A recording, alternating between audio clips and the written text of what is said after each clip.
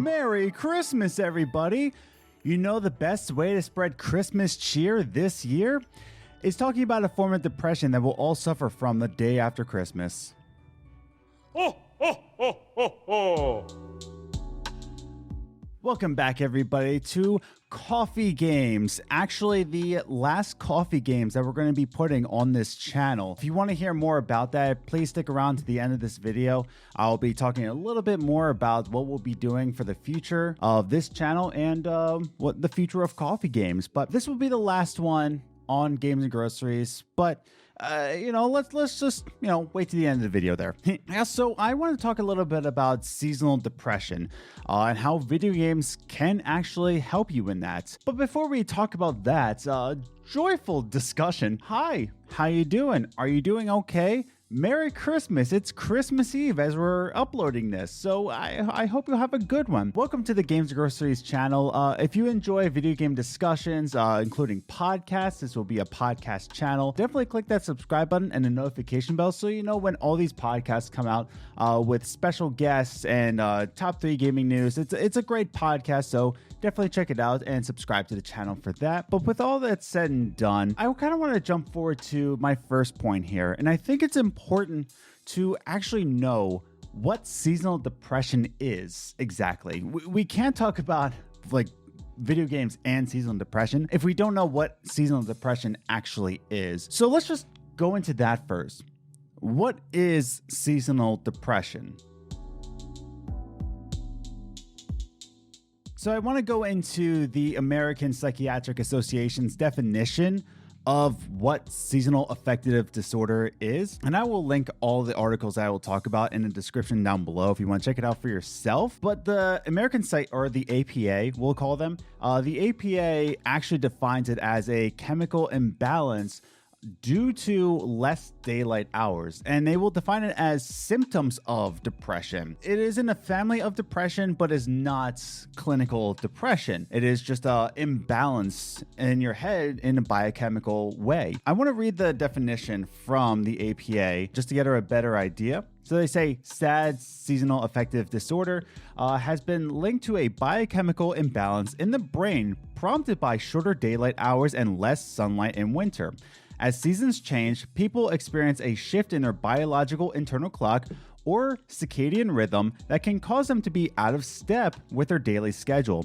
SAD is more common in people living far from the equator, where there are less daylight hours in the winter. So what they're saying is that if you read the article that's linked below, they're saying that it's really due to less daylight hours, and even some people will suffer seasonal affective disorder or seasonal depression even in summertime. I want to link a video right here where the man behind Fitman Cook, he talks about how he gets seasonal depression in summertime.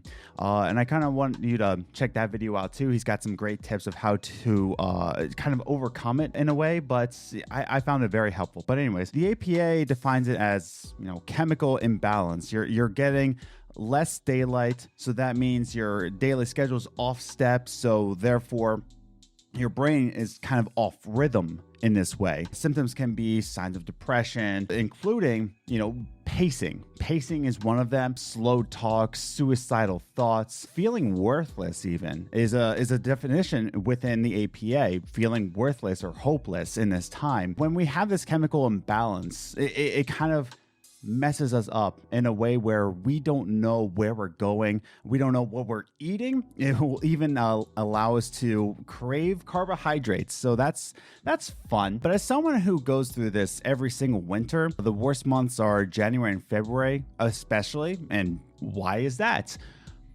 In terms of anecdotal evidence, it's Christmas time in December. The whole month is all about Christmas. It's about happiness, joy, lights are up. But the day after Christmas, December 26th, going into January, and then we have the new year, and we have to reflect all about what the new year was and what the year past was, what we didn't accomplish.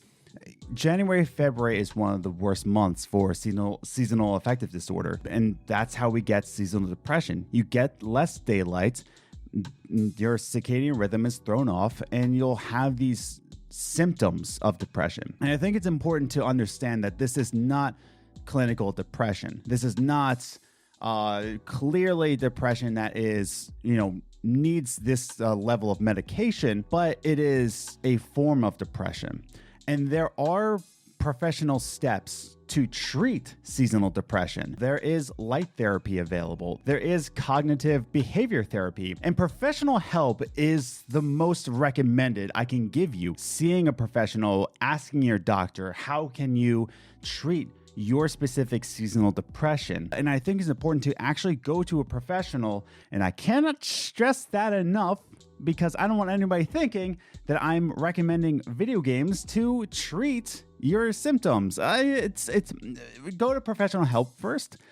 I don't want to be caught in a crossfire of an allegation. But however, with these treatments like light therapy, cognitive behavior therapy, there's a Band-Aid, and I want to make that clear, is a Band-Aid, a temporary treatment for seasonal depression. And part of seasonal depression comes with less motivation, less joy for what you loved before. And there's a study that came out in mid-November from the Oxford University that actually claims video games can help your motivation. It can better your mental health. And that's what I want to go into my next point when we're talking about seasonal depression and video games.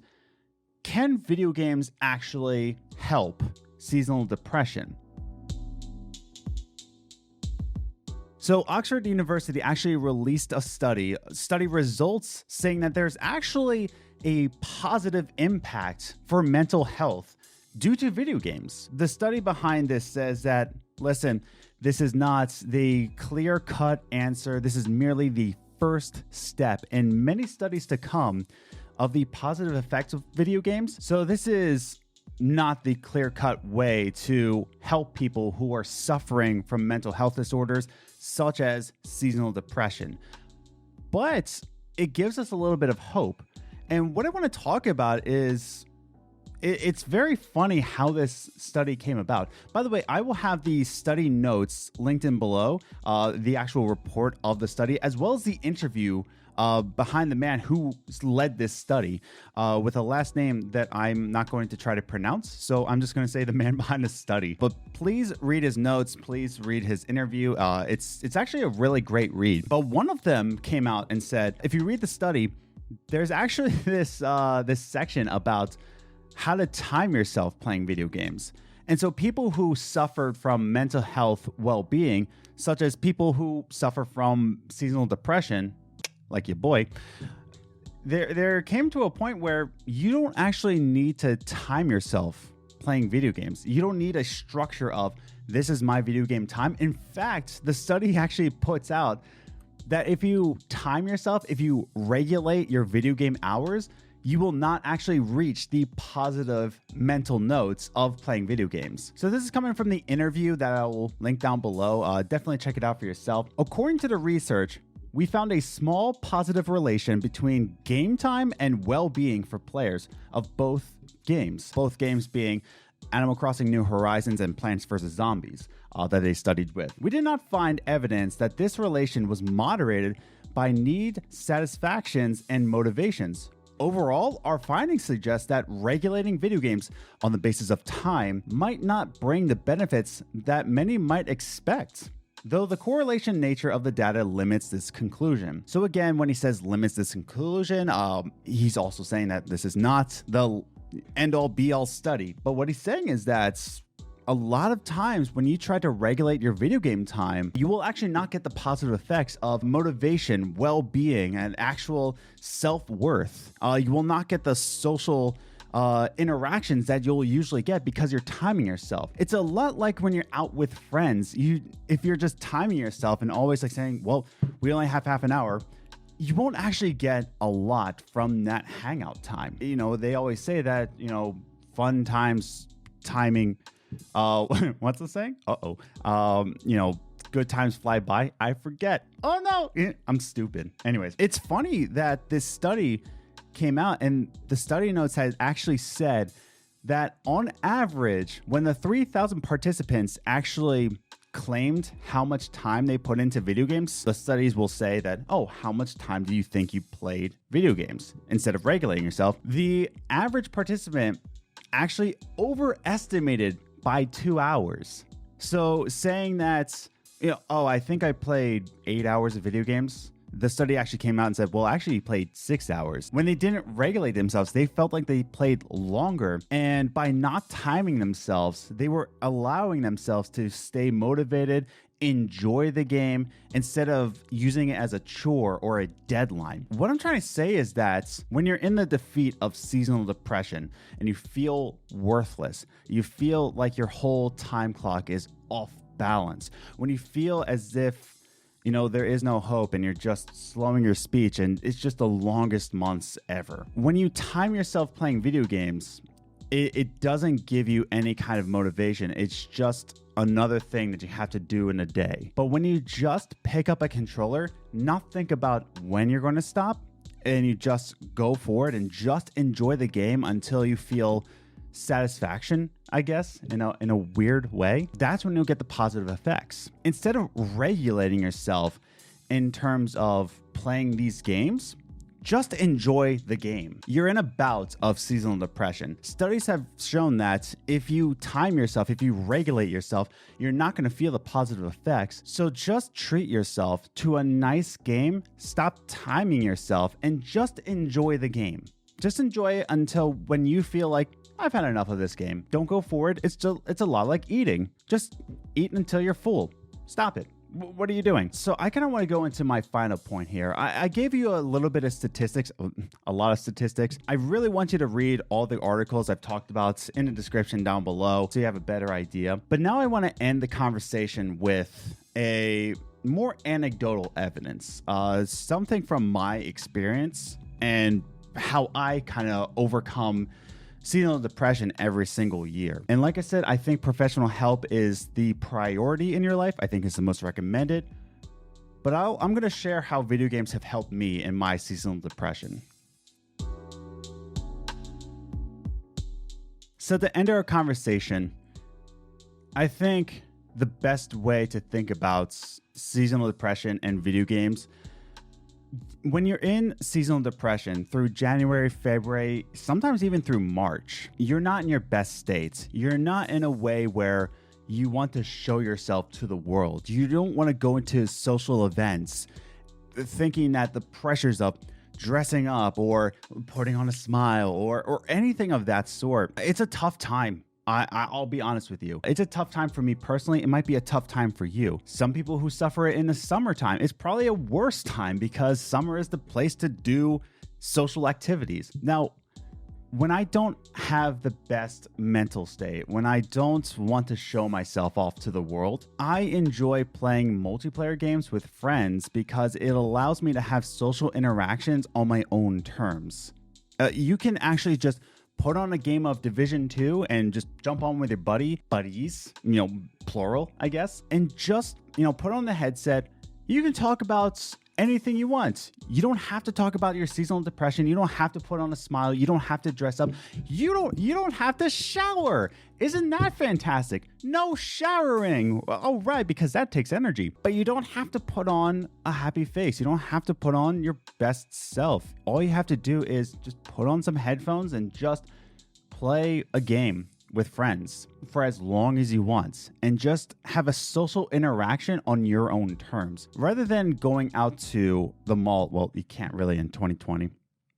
Yikes. But you don't have to go to the mall hypothetically and just, dress up in a way where you don't look like a homeless person. You don't have to, go to a friend's party, right? And just think about how many times you have to shake hands with, again, 2020, we're not doing this stuff. But, you don't have to worry about any kind of social interaction. You just hop on a game in the way that you are. And I think there's something beautiful about that, where you get a social interaction that helps your motivation, as the studies have shown in the Oxford University. It helps your motivation, it helps your well-being, and it gives you a chance to actually interact with people on your own terms. And it's really helped me in the past. I've talked about in our Thanksgiving episode how the division kind of saved me from spiraling down into a deep dive depression because it gave me and my friend Frank something to go to every single day and just play a game together, and actually gave me motivation to start a mission with him or complete a game or anything. Just have that interaction daily without having to shower or look presentable, if that makes any sense. Again, this is all anecdotal, but playing multiplayer during the seasonal depression months really gives me a bout of hope, and it really helps my mental states. And that's just from me personally. It might not help you, but video games really saved me during the worst months of seasonal depression, being January and February. And I hope this whole video makes sense in a way. It's a thing I'm very passionate about, going into mental health. It's something that I've faced personally. I've, gone to therapy for depression. I suffer from seasonal depression every single year. And I hate the way I act during these months. I hate it. I hate that I'm not myself. But video games give me an outlet to just have that social interaction, or even just the single player games. It just gives me a mission to complete every single day so that I can build up back into normality, if that makes any kind of sense. I thank video games a lot. I thank God a lot. My faith is very strong, but I'm one of those people who believes that, it's a blessing from the Lord if you want to meme it out. That's just my take, and I want to hear your takes. Do you suffer from seasonal depression? Do you use video games just to kind of use that social interaction? Write your thoughts in the comments down below. And if you want to reach out to me, I'm at Ace the Grocer. You can get my gamer tag on Xbox from there. I'm mostly on Xbox, so sue me. But yeah, so you can reach out to me anytime. I might give you my gamer tag. I don't like interacting with a lot of strangers because I have anxiety, but I want to help you out as much as I can if I'm not working on the channels or plural or anything, for my 9-to-5 job. But, reach out to me and, maybe we can hop on sometime. So that's just my takes on that. And you got to the end of the video. Congratulations. Woo! Good job. I want to talk a little bit about the second channel we're putting these all on. We're not going to be putting coffee games anymore on Games and Groceries. It will now be just called Games and Groceries Podcast. This will only be a podcast channel. Everything that we've had in the backlog, including the coffee games that we've put on, the Life is Strange series, everything, all the backlog will stay the same. We're not privatizing that. It will all just be on the backlog for the channel, for your enjoyment. But going forward, this is only going to be uploads for the podcast. We're starting a new channel just called eVault. It's mine and my wife's last name. We are a team together on this, so I just want to call it eVault. It will be up in early January. We're talking with the same graphic designer that made the logo for Games and Groceries about making a new logo for this new channel, so it's in the Games and Groceries family. But yeah, it will just be called eVault, and I'm very excited for it. You're going to find videos like this, and the other part to know is that they won't be weekly uploads. In fact, they might actually be monthly uploads. Liz and I just want to take time with each video and make it as creative as possible rather than just churning out week after week after week. We want to make videos for your entertainment, and we want to make them as best as we possibly can. And if you've seen the coffee games and how well we put them out, if you enjoy them, we just want to take time to make them even better so that you're entertained better. Keep on the lookout. We'll probably put out another video explaining the channel, so keep your eyes peeled for that. Until next time, keep an eye out for eVault, the new YouTube channel, but keep your eyes peeled on Games and Groceries. We've got a great lineup of guests coming on for the podcast. And until then, please be safe out there. Find professional help for seasonal depression. I'm dead serious about that. Reach out to me anytime. I'm on Twitter at Ace the Grocer, and please wear your mask. Okay, I gotta go. I gotta go. Okay, Merry Christmas, everybody. Bye.